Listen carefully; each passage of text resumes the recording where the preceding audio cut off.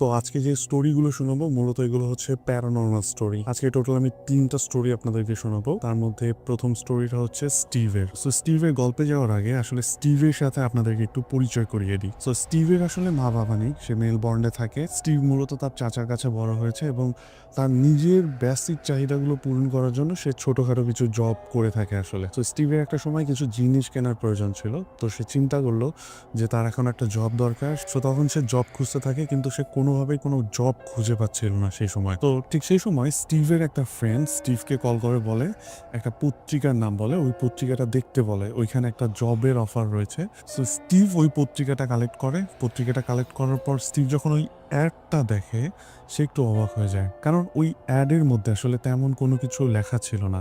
Just লেখা ছিল we need a night guard এবং একটা নাম্বার। স্টিভ কিউরিয়াস হয়ে ওই নাম্বারে ফোন করে এবং অপোজিট পারসন পিক করার পর তাকে জাস্ট একটা কথা বলে, যদি নাইট গার্ডের চাকরি করতে চাও তাহলে এই ঠিকানায় চলে আসো। স্টিভ তখন পাল্টা প্রশ্ন করে যে স্যালারি কিরকম পাওয়া যাবে এখানে। সো অপোজিট পারসন তাকে এমন একটা স্যালারির কথা বলে যেটা শুনে সে আসলে অবাক হয়ে যায় যে একটা নাইট গার্ডের জবের জন্য এত টাকা কেউ অফার করতে পারে। সো একদিকে বিষয়টা আসলে স্টিভের কাছে অনেক অবাক লাগছিল, আবার অন্যদিকে চিন্তা করছিল যে অ্যামাউন্ট খুবই ভালো, যদি আমি জবটা করি তাহলে হয়তো আমার বেসিক নিডগুলো ফিল আপ হয়ে যাবে। তো স্টিভ ওই লোকের ঠিকানা অনুযায়ী রাত্রেবেলা চলে গেল এবং ওই লোক তাকে কিছু ইনস্ট্রাকশন দিল। সো এই ইনস্ট্রাকশনগুলো শোনার পর স্টিভের কাছে আসলে এই বিষয়গুলো আর একটু অন্যরকম লাগতে শুরু করে। সো বেসিকলি ওই লোক স্টিভকে যে ইনস্ট্রাকশনগুলো দেয় সেগুলো অনেকটা এরকম ছিল যে তুমি সারা রাত কাজ করবে এবং সারা রাত শুধুমাত্র কন্ট্রোল রুমের মধ্যেই থাকবে, এবং কন্ট্রোল রুমে অনেকগুলো মনিটর ছিল এবং ওই মনিটরগুলো সিসিটিভি ক্যামেরার সাথে কানেক্টেড ছিল।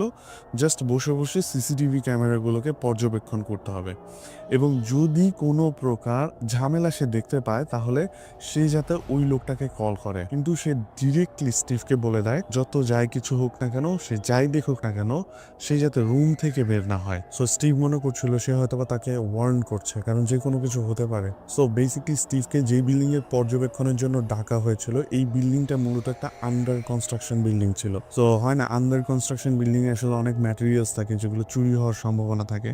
সো স্টিভ মনে করছিল যে হয়তোবা এই কারণে এখানে আসলে নাইট গার্ড প্রয়োজন, কিন্তু সেই ব্যতীত আসলে আর কোনো নাইট গার্ড নেই, এইটাই তার কাছে একটু অন্যরকম লাগছিল। সো ওই লোক স্টিভকে সবকিছু বুঝিয়ে দিয়ে সে চলে গেল। সো স্টিভ তার কাজ শুরু করলো, সে চেয়ারে বসলো এবং সিসিটিভি মনিটরের দিকে তাকিয়ে জাস্ট পর্যবেক্ষণ করতে শুরু করলো, কোথায় কি হচ্ছে না হচ্ছে, কোনো কিছু অবান্তর ঘটছে কিনা, এই বিষয়গুলো সে দেখতে থাকলো। সো ঘটনা শুরু হলো রাত্রে 2:10 বা 15 আশেপাশে, এইরকম একটা সময়। সো স্টিভের একটু ওয়াশরুমে যাওয়ার দরকার হলো, কিন্তু প্রবলেমটা হচ্ছে যে রুমে ওকে দেওয়া হয়েছে ওই রুমের লকটা কোনোভাবেই খুলছিল না, ওয়াশরুমের লকটা। তো স্টিভ অনেক চেষ্টার পরেও আসলে খুলতে পারেনি। দরজাটা এমনভাবে লক হয়ে আছে যে স্টিভ কোনোভাবেই ওটা খুলতে পারছিল না। সো স্টিভ চিন্তা করলো যে বাইরে যাই, বাইরে কোনো ওয়াশরুম আছে কিনা, জাস্ট এটা একটু দেখি। এই মুহূর্তে স্টিভের আসলে মনেই ছিল না যে যে ব্যক্তি তাকে ইনস্ট্রাকশন দিয়েছে সে সোজা সাপটা বলে গিয়েছিল আপনি রুমের বাইরে যাবেন না। স্টিভের এই বিষয়টা একদম মাথায় ছিল না। সো স্টিভ রুম থেকে বের হয়ে যায় এবং পাশে একটা ওয়াশরুম খুঁজে পায়। যখন সে ওয়াশরুমের মধ্যে যায় ঠিক সেই সময় সে পায়ের আওয়াজ শুনতে শুরু করে। সো প্রথমেই সে চিন্তা করে হয়তোবা এখানে চোর বা ওই জাতীয় কিছু হয়তোবা এসেছে। সো স্টিভ ওয়াশরুম থেকে তাড়াতাড়ি বের হয়ে এরিয়ার দিকে সার্চ করতে থাকে যে আসলে কি প্রবেশ করেছে তার এই কনস্ট্রাকশন বিল্ডিং এর মধ্যে। সো স্টিভ যখন সামনে যায় তখন সে শুনতে পায় আওয়াজটা দোতলা থেকে আসছে। তো স্টিভ তখন হন্তদন্ত হয়ে দৌড়ে দোতলার দিকে যায় দেখার জন্য যে কি এটা, কিন্তু এইখানেই স্টিভ করে তার জীবনের সবচেয়ে বড় ভুল। সো স্টিভ যখন দোতলাতে যায় তখন স্টিভ দেখতে পায় ঠিক তার সামনে একটা অবয়বের মতো দাঁড়িয়ে আছে। দেখে বোঝা যাচ্ছে এটা একটা মেল অবয়ব। তো স্টিভ তখন তাকে জিজ্ঞেস করতে থাকে যে এই তুমি কে, এত রাতে এখানে কি করছো? সো ওই মেয়েটা যখন স্টিভের দিকে ঘুরে দাঁড়ায় তখন স্টিভ যা দেখে তা দেখে তার পুরো শরীর শিউরে ওঠে। স্টিভ দেখতে পায় মেয়েটার ফেজের এক পাশ সম্পূর্ণরূপে থ্যাতলানো এবং থ্যাতলানো মাংসের ভেতর দিয়ে মেয়েটার হাড় পর্যন্ত দেখা যাচ্ছে। তো স্টিভ বিষয়টা দেখে অনেক ভয় পেয়ে যায় এবং এক দৌড়ে ওই বিল্ডিং ছেড়ে বাইরে চলে আসে। বাইরে চলে আসার পর রোডের উপরে সে সেন্সলেস হয়ে যায়। সো ভাগ্যবশত একটা লোক গাড়ি নিয়ে পাস করছিল, সেই বিষয়টা দেখতে পায় এবং স্টিভকে ওখান থেকে রিকভার করে তার বাড়িতে নিয়ে যায়। এই লোকের বাড়িটা আসলে ওই বিল্ডিং থেকে খুব একটা বেশি দূরে ছিল না। সো এখানে কি ঘটেছে বা কি ঘটে এই বিষয়গুলো সম্পর্কে সে কিন্তু অবগত ছিল। তো স্টিভের যখন জ্ঞান আসে সকালবেলা, তখন স্টিভ জানতে পারে যে ওই বিল্ডিংয়ে এই কনস্ট্রাকশন চলাকালীন সময় একটা মেয়েকে করা হয়, এবং ওই মেয়ের ফেস যাতে চেনা না যায় সেই জন্য পাথর দিয়ে তার ফেস থেতলে দেওয়া হয়। এবং ওই লোক স্টিভকে আরও জানায় যে এর আগে আরও কয়েকজন আসলে নাইট গার্ডের কাজ করতে এখানে আসছে, বাট কেউই আসলে করতে পারে নাই। সো এই কারণগুলোর জন্য মূলত তারা এখানে কাজ করতে পারছিল না। তো স্টিভের স্টোরির আসলে এন্ড হয় এখানে।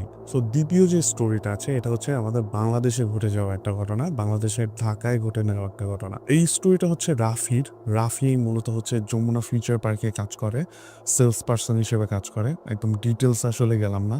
রাফির বাসা হচ্ছে রামপুরাতে। সো আপনারা যারা রামপুরা চেনেন, রামপুরার বনশ্রী তো অবশ্যই চেনেন। সো এই ঘটনাটা যখন ঘটে তখন আসলে ঈদের সময় চলছিল। সো ঈদের সময় কি হয়, সেলস পার্সনদের আসলে অনেক লেটে বাসায় ফিরতে হয়, অনেক রাত অবধি মানুষ শপিং করে। সো দেখা যাচ্ছে মার্কেট ক্লোজ হইতে হইতে অনেক সময় লেগে যায়। সো এগুলো সব কিছু ক্লোজ করে রাফি বাসায় ফেরে অলমোস্ট 12টার দিকে। সো রাফির যে বাসাটা এটা মূলত হচ্ছে রামপুরার যে খালটা রয়েছে এই খালের পাশ ঘেরেই বনশ্রীর ভেতরে আর কি।